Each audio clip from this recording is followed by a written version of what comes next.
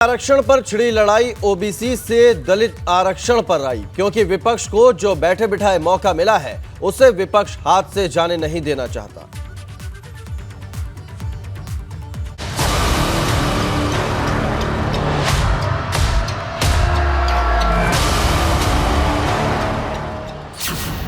आरक्षण की लड़ाई ओबीसी से दलित तक आई।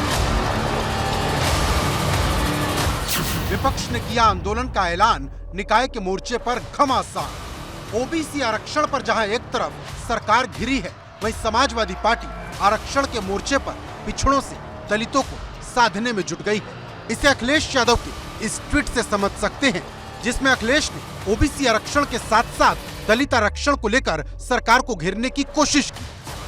बात इतनी भर नहीं है, अब अखिलेश आरक्षण की इस लड़ाई को लेकर एक बड़ा आंदोलन शुरू करने की बात कह रहे हैं। यानी पहले आरक्षण के लिए लड़ाई हुई और अब आरक्षण बचाने की लड़ाई होगी।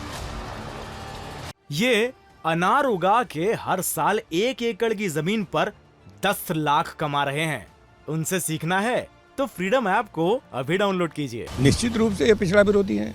जितनी सरकारी नियुक्तियां हैं उसमें आप परीक्षण करा लीजिए कि पिछड़ों को जो मिलने वाला अनुमन्य आरक्षण है वो कितना है, और ये अब इसमें राजनीतिक पदों में आ गए हैं। इस पर भी यही खेल करना चाहते हैं। राज्यों का उदाहरण सामने था, फिर भी यहाँ पर पहले ट्रिपल टेस्ट का या आयोग के गठन का फैसला क्यों नहीं, क्या लगता है? तो यही तो इसी बात पर तो हम लोग कहते हैं कि अगर इनकी नीयत साफ होती तो ये पहले ही ट्रिपल टेस्ट करा करके समय से चुनाव करा देती।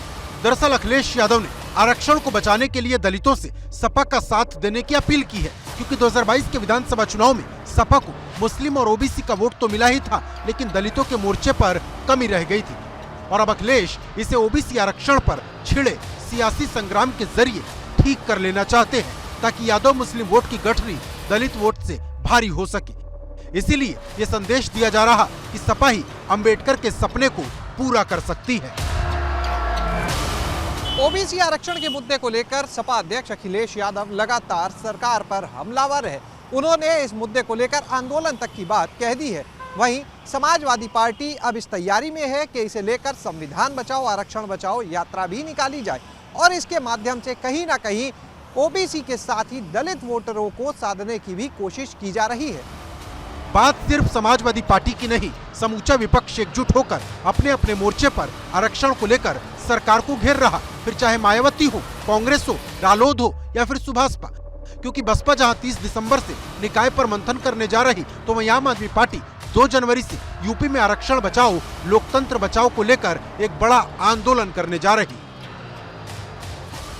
सरकार को जो निर्देश मिले थे माननीय सुप्रीम कोर्ट के समय से चुनाव कराने के, और उसी के तारतम्य में इन्होंने जल्दीबाजी में बिना रैपिड सर्वे कराए, बिना आयोग की रिपोर्ट लिए जो पिछड़ी जातियों का रिजर्वेशन दिया वो एक जानबूझ करके लैकुना छोड़ा गया था। निकाय चुनाव में ओबीसी आरक्षण को लेकर भाजपा सरकार समूचे विपक्ष के निशाने पर है।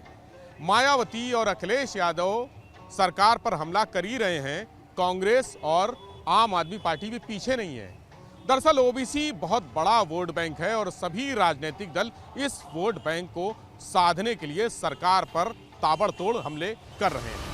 लेकिन बड़ा सवाल यह है कि क्या विपक्ष लामबंद होकर भाजपा को चुनौती दे पाएगा या फिर आरक्षण का एडवेंचर मिस एडवेंचर बन जाएगा? क्योंकि योगी सरकार भी लगातार ये जता रही है कि उसे हाईकोर्ट का फैसला पसंद नहीं आया।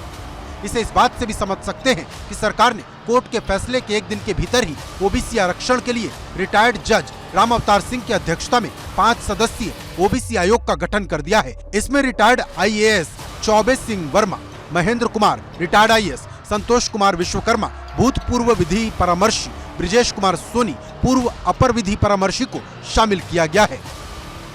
अब यह आयोग न सिर्फ ट्रिपल टेस्ट करेगा बल्कि ओबीसी आरक्षण की रिपोर्ट भी सौंपेगा।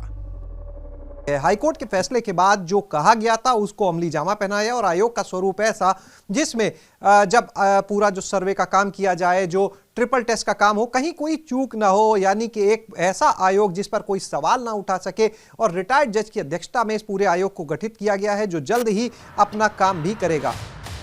मतलब विपक्ष भले ही सरकार को घेरे, लेकिन सरकार घिरने को तैयार नहीं, क्योंकि बात सिर्फ ओबीसी आरक्षण की नहीं, ओबीसी समाज को हक देने की भी है। सरकार ने जिस तरह से अपने ओबीसी जाति से आने वाले मंत्रियों को आगे किया है, वो ये जताने की कोशिश है कि जितना सम्मान भाजपा ने ओबीसी को दिया उतना किसी ने नहीं दिया। इसे इस बात से भी समझ सकते हैं कि योगी सरकार में 20 मंत्री पिछड़े वर्ग से आते हैं, लेकिन बड़ा सवाल यह है कि क्या ये मंत्री यूपी के 50% से ज्यादा ओबीसी वोट को समझा पाएंगे कि ओबीसी आरक्षण को लेकर जो फैसला आया उसमें सरकार की कोई गलती नहीं। Bureau report, ABP Ganga.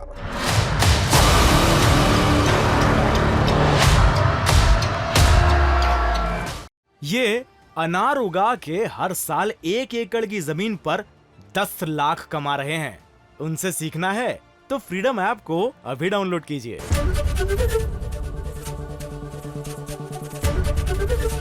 ABP Ganga, खबर आपकी, जुबान आपकी।